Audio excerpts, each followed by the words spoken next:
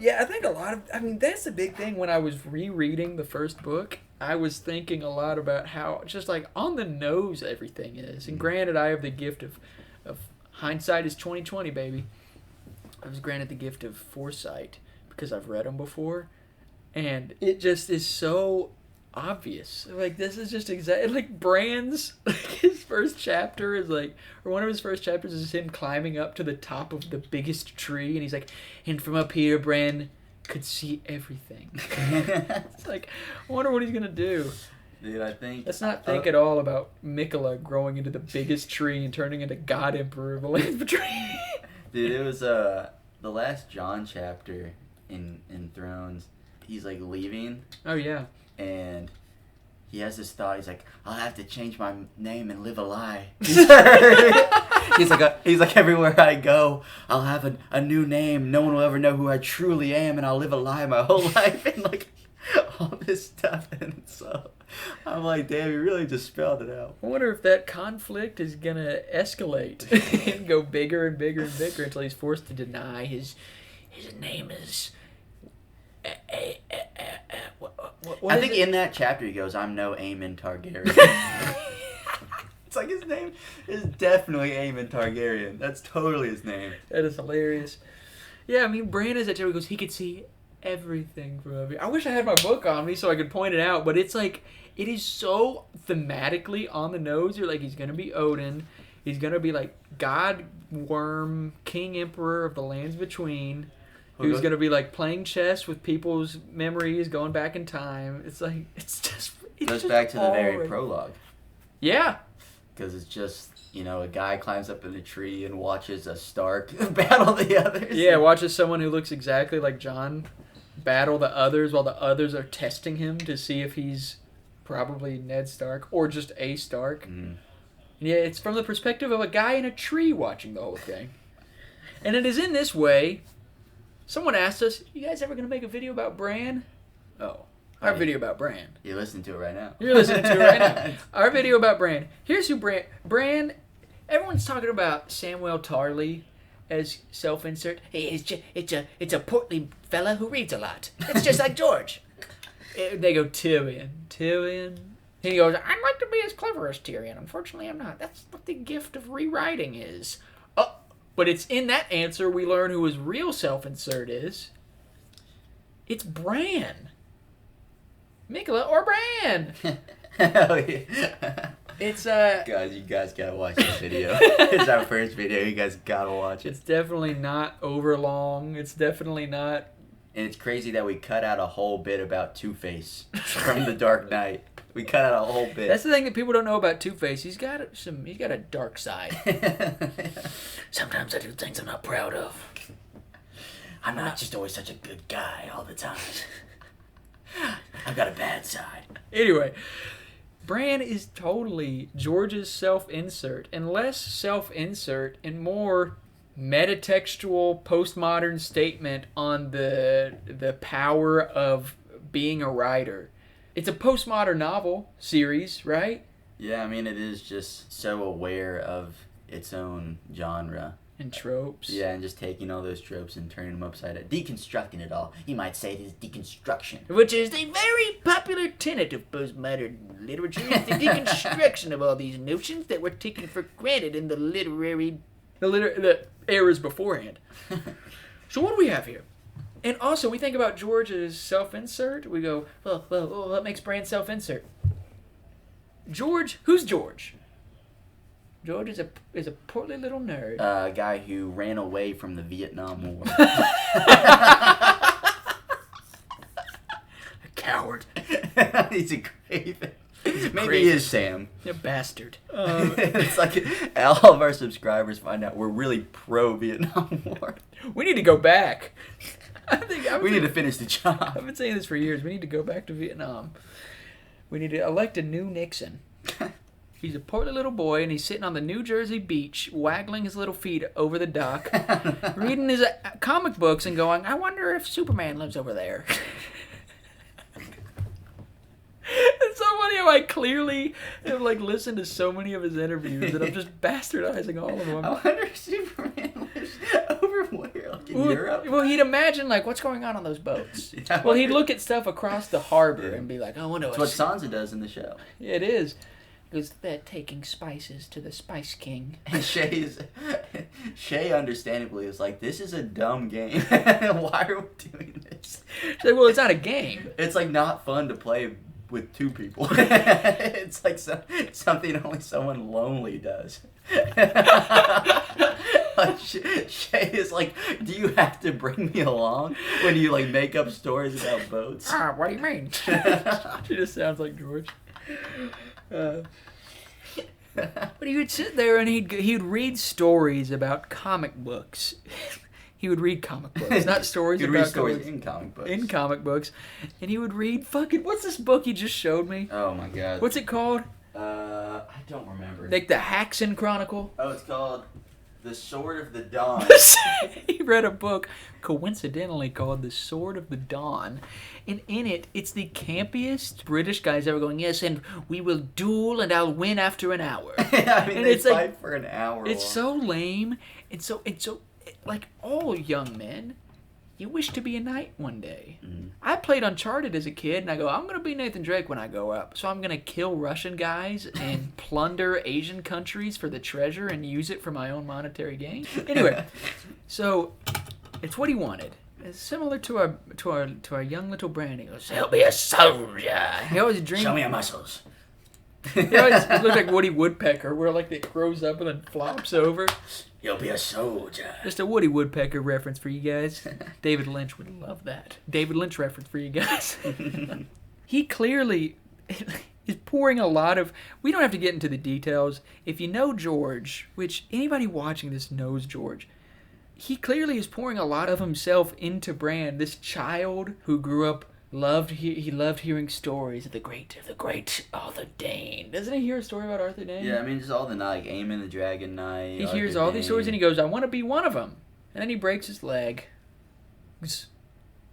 Breaks him horribly, and he can't walk ever again. But what is he gifted with? When he goes, I can't be a knight anymore. But what is he gifted with? Big guy that carries him around. A big man that carries him around, like that character from Mortal Kombat 10. So what is Bran gifted with? Preston Jacobs' time travel theory. Want to know how we feel? It's a very compelling theory that about someone being a time traveler and being basically author of Westeros. So this young man who is not strong enough, who is not gifted with the physical ability to be the knight that he wanted to be, he's instead gifted with the ability to rewrite history, and through this rewriting he steps into the mind of another person and plays knighthood with them, which is what he's doing already on a basic level with Jon and with Robb and with fucking Jaime Lannister. I couldn't remember his name. With Jaime Lannister. Kingslayer. And then Golden Hand the Noble Man, they'll call him. They've actually changed his name. He is no longer the Kingslayer because he's brought justice to the Riverlands. He wants me to say that every time. Every time. I can't call him GH. But they might. I think this is what George is arguing. It's very existential. He's like, he's the author of his own fate.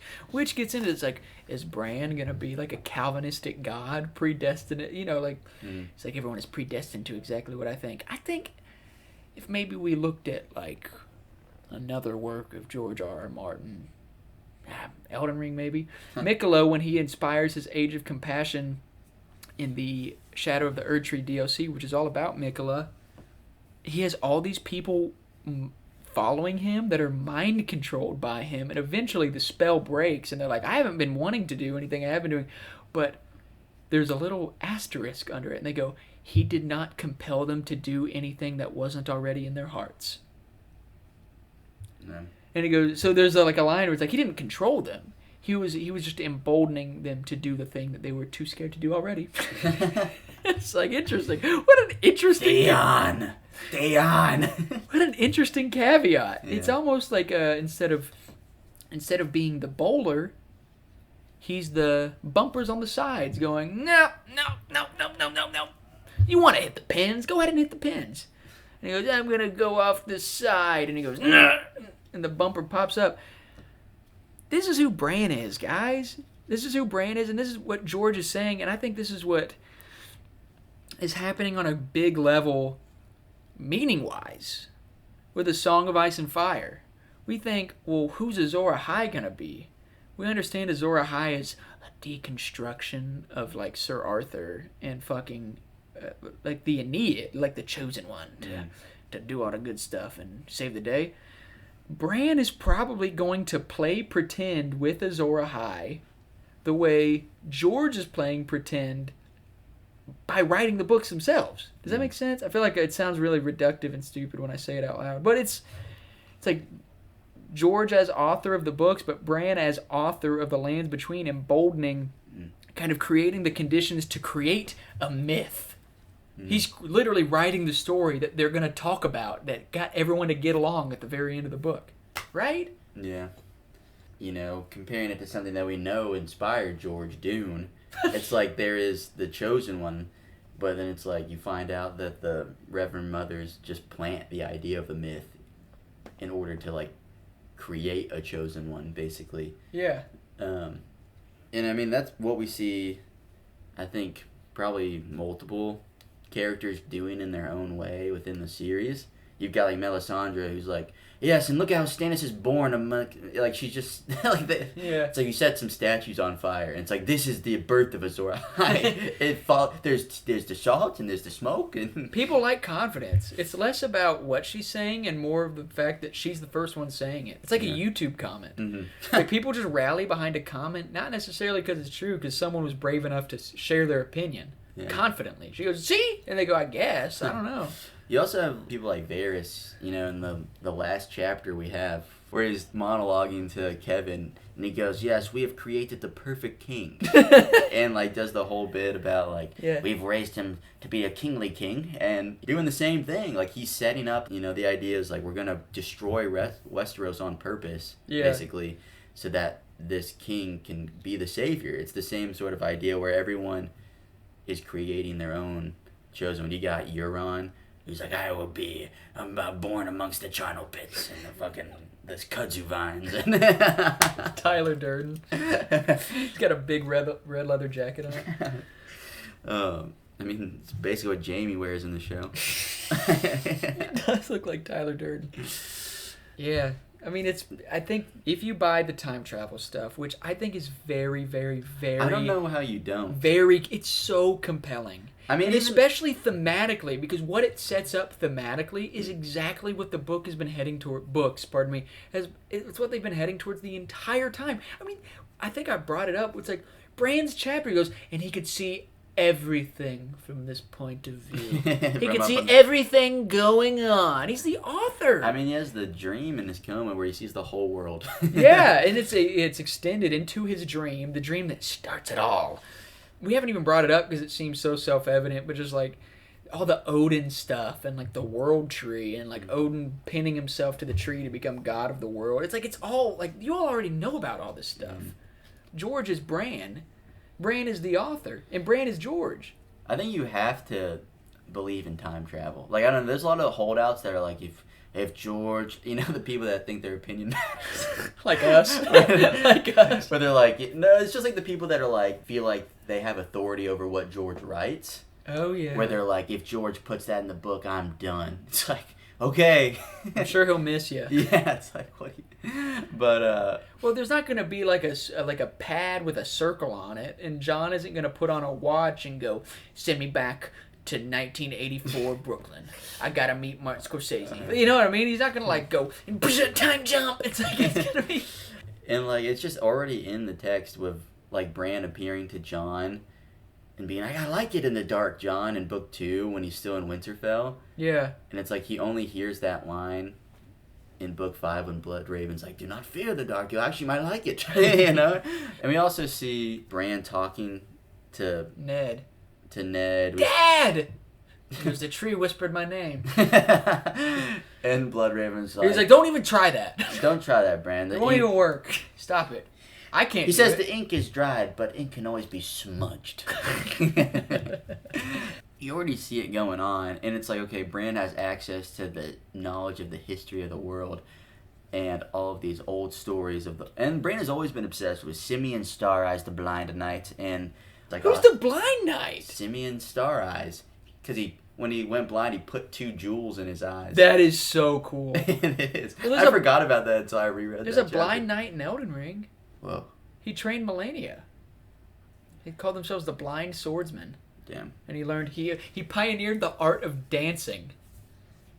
Dancing like water. I'm your dancing master. Yeah, he taught Melania how to dance. The sister of Mikola taught Melania how to dance like water. You must always stay moving like water. Run, boy. I don't have a real sword on me. I cannot peck at their kneecaps. I cannot peck at Sir Marin's kneecaps like I did all the others. Bran should have time traveled into his brain and given him a gun. Like giving him like foresight on how to 3D print a rifle. That'd have been awesome. Anyway, all these old stories of heroes and magic and the others. It's like you'd be able to see old Nan's like, these are the kind of stories you like, Bran. The scary ones. The ice spiders, big as hounds, breaking down your door and eating your gizzards while you're still alive. Yeah, and so he's always been obsessed with those kind of stories already. And he can't do them himself. And so now he's got access to all that stuff, and he goes, I know what I'll do. I'll use this to save the world. Basically, to make everyone get along. Again, going back to like the metatextual thing, A Song of Ice and Fire is obviously based on not just fantasy tropes, but you have George combing through history to find these motifs and these images and stories that are evocative and placing them in his own story to make meaning and leading the characters down a path of like, you gotta save the world. That's exactly what Bran is doing by referring to the history within Westeros. He'll be referring to the history within Westeros and going, oh, I can make Jon Azor Ahai. Yeah. like I can just do that. Yeah, taking old archetypes and stories and placing them into his story now. Yeah. And using those stories to inspire change amongst the common people, which is what George is clearly hoping the goal. That's what he's hoping is going to happen with this series. He's going to go, why don't we all just get along? So it's like, so as author of The Lands Between, it's like Westeros. So as author of Westeros, what's he gonna do? Like take over the minds of 1,000 like deer and then kill all the others with like vibranium branches, like antlers? Like that's obviously not what he's gonna do there.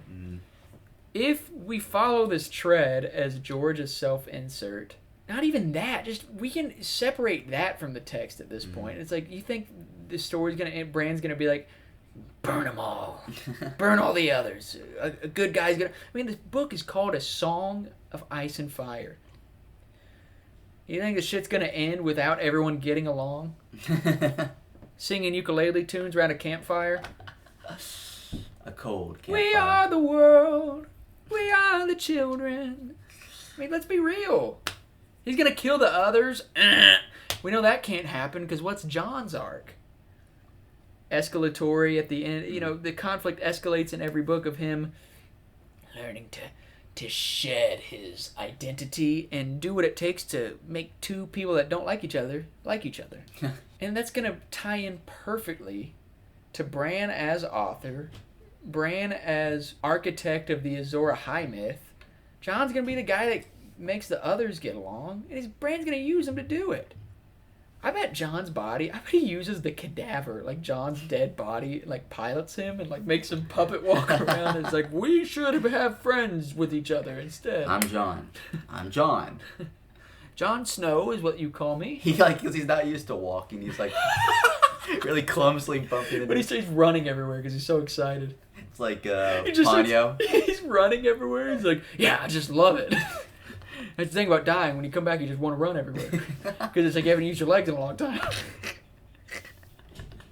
That's really sweet, because that is probably what he'd do. It is. It's like Ponyo, and the old ladies are like, let's run there. It is like that. That's really sweet. Yeah, that's good. But, yeah, Bran's story, John Hobbs, no man is an island. Bran's story, all of this ties into what everyone else has got going on too. It's like it weaves perfectly into the projected arc that Jon has. We talk about Jon's arc, the escalation of conflict. That's how stories work in general, where you've got Jon hearing all these stories about the wildlings being these evil, murderous, horrible people, and then he meets them, and it's like, it's a bit more nuance in that. He actually likes them? Yeah, it's like there's some of them that aren't the friendliest people, but it turns out that their plight is actually pretty understandable if you have a little bit of empathy and you get to know them. Yeah. And or it's sometimes reversed, where he's like, the Night's Watch, coolest motherfuckers in the world. I love the Night's Watch, and I can't wait to be a Night's Watch. And then he meets him, and he's like, okay, rapist, thug, the best knife in Gin Alley. Okay? You know what I mean? Like, he's like terrified. He's like, oh, what I thought about these people, my preconceived notion of these people, where it was wrong. So you have it negatively, and then you have it positively, and and this conflict, escalates within. Because it's like, it starts off, it's like, well, maybe just one of them's cool, and then it goes on. And so this escalates until it's like, oh, the evil other. And, like, the wildlings are always, like, compared to the others, too. Yeah. And so it's like, in the others, they must be truly evil. It's like, they're the actual, it's like, of course not. And yeah, it'll just be, it's along that projected path. Jon's gonna meet him, and they're gonna be like, our souls are trapped in here. whatever. It's like, oh, actually, the children of the forest, like, actually, the men have been taking our land for generations. Yeah, it's like you guys crash landed here on a big alien comet. Yeah, it's just, the conflict is a lot more nuanced than that. And I think along that idea of escalation, you also, in a small sense, you have Varys being like, we've created the perfect king. We've set the pieces in place for the perfect king to come in and save the day. Yeah. And then you've got, you have the Dothraki, who, like, they obviously do, like, the down the mounts of the world for, like, every baby that's born. Like, they obviously do that thing for everyone, where it's like, if they eat the heart and they do all this stuff, then they will become the chosen one. You have Melisandre setting things in place to kind of make it. I think she believes that it's Stannis, but she like, knows. But she also is setting things up so that everyone else can, like, see it better. She's like, I know, in her chapter, she's like, I know spells, but I also got some stuff to make it look more impressive. And so it's like she's setting up things to make Stannis look like the great hero that's going to save the day. So you have you have a million people. And Melisandre is with Jon right now. Yeah. So you have a million people in their own. I guess it involves, like, global politics, but like, in this grand scheme of things, in a small way, setting things up where it's like you have characters setting things up and putting people in place to become a hero. So escalate till you get to the greatest conflict with, like, the others and fire and ice. and you have Bran doing the same exact thing, just on the grandest scale. It's like, I'm going to travel through time and set all the pieces in place for all the heroes to come, like, for Jon to be this great hero, so that Jon can mediate and bring everyone together, just as he brings those wildlings and those Night's Watchmen together. Once he gets, his body back from like, probably 10 different people that try to steal it. I am so excited for Euron to warg his body. Also, I'm going to put a baby theory in here. Everyone's always talking about, they're like, how did Euron Nightshade make it into Valyria and make it back out? But he has the armor and he got the horn. How did he get in and back out? He's a warg? He warged into people, sent him in like the Chernobyl cleanup site, and then brought him back out. They said he got the horn, and he goes, yeah, because he's talking to himself. And then they drop the horn at his feet, and then they throw him overboard because they've got, like, radiation poisoning. How did the warg go into Valyria? Because he didn't go in. He sent in pirates, and he said, hey, watch this. And they went, and they paddle boated in. And Euron felt that radiation poisoning. He went into Valyria and stuff. And also, Euron is like this foil, obviously, to Bran, which we've gone over a bunch of times. Mm-hmm. they're both gonna like shed their flesh and like consciousness shit, and like they're both like, it's all there, man. It's all fucking there. And here's the thing, Euron wants to tear everything down. You got this warg vying for control of the world. He wants to become like Blood Emperor of the lands between the fucking Westeros. And he's like, I'm gonna tear everything down and make sure everyone kills each other because I like violence. Men are meat. And then Bran's gonna go, nah, not around here, partner. I'm actually the real warg in charge. Watch this. You know, it's all, you know, in every movie, book, TV show you've ever watched, from Eraserhead to Star Wars to Harry Potter, the antagonist and the protagonist actually have the most in common. In case you weren't aware. And sometimes you get a book like Harry Potter where they go, some of you... It's like, some of Voldemort is even in you, Harry. You know what I mean? Like, they spell it out, or you get the like... classic Green Goblin. You and I are not so different. Yeah, like when a character says in a movie, you and I aren't so different. They're saying the subtext out loud. It's the same thing. You know, so you have these two guys that are actually more similar, but there's one key difference, one key belief that makes them enemies. And it's that Euron's going to want to tear everything down, and Bran's going to be like... To set himself up as the chosen one. Yeah. But Bran is setting up Jon or whoever to be the... Yeah, he's taking the back seat. It's not about him. It's about what he does. But Euron's doing all that stuff to make it about himself. And then you can do that on an interpersonal level between all the... You know, the genius of Game of Thrones, at least in the show, but it's in the books too, is that it's just unlikely duo. Bran and Jaime are an antagonist and a protagonist to one another. They have so much in common, but one key difference. Oh, the Hound and Arya. They're the same person, but there's one key difference. Like, it's... Come on. You know, like, all great philosophy is the investigation of cliches. The cliche is, what if everyone just got along? That's essentially what the book series is an argument for. A Song of Ice and Fire. Two opposites harmonizing. What if everyone just got along? This guy that protested the Vietnam War by not going over there and dying in like a spike pit. I mean, the title is the cliche. What if everyone just got along? And the job of the writer is to fictionalize it and make it different enough that the cliche becomes new to you again. It sounds different now. It's something you've heard since you were a kid. It's something you already understand. Everyone intrinsically understands the idea. It's like, what if everything would be better if we just got along? Unless you're like the judge from Blood and Meridian.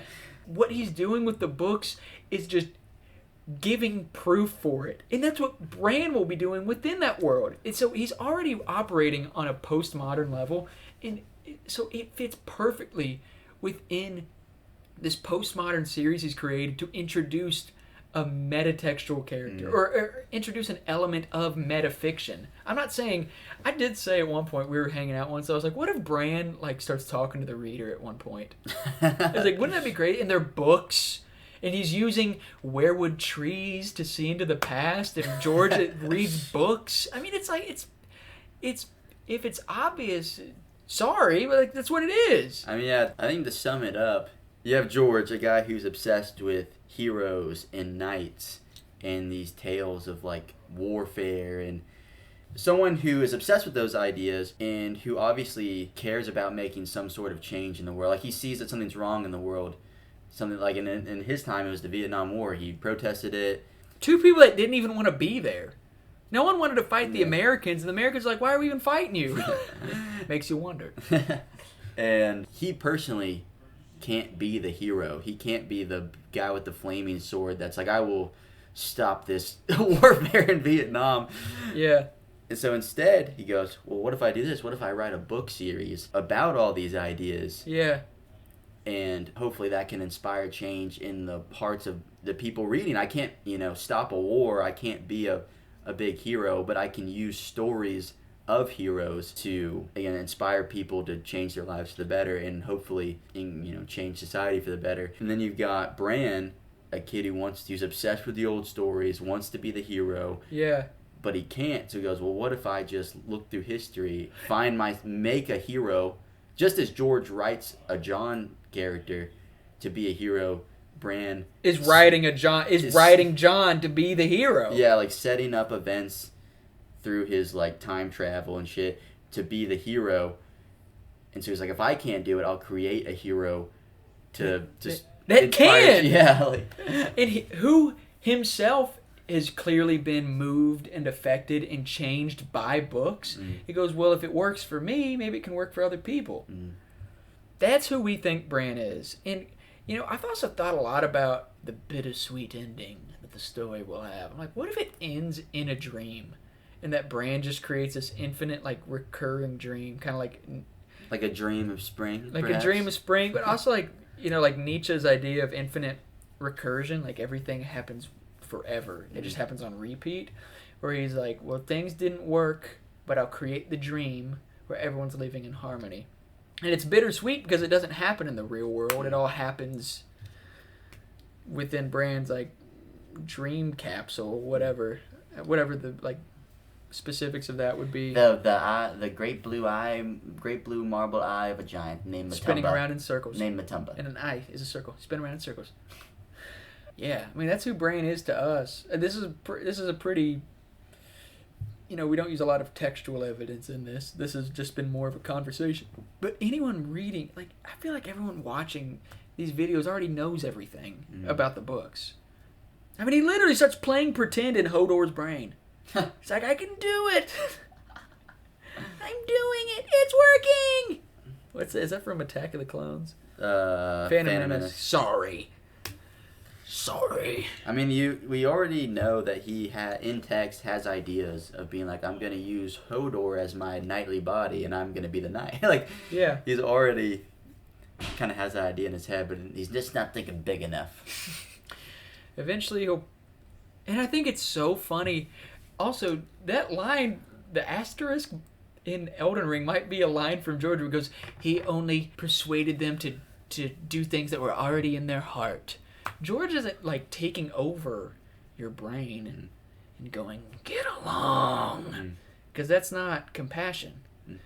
He's convincing you. He believes it's already in your heart. I mean, he's a hippie.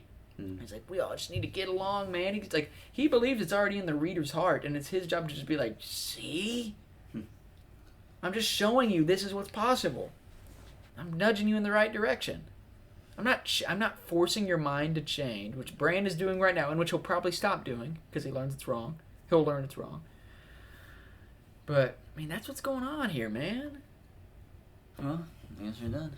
Well, should we say anything before we leave? Like and subscribe. More on the way. More videos on the way.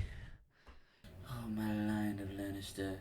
I cannot keep you here. Yeah, I mean, I cannot keep you here. You mustn't come into my chambers. If the king sees you, you'll be dead.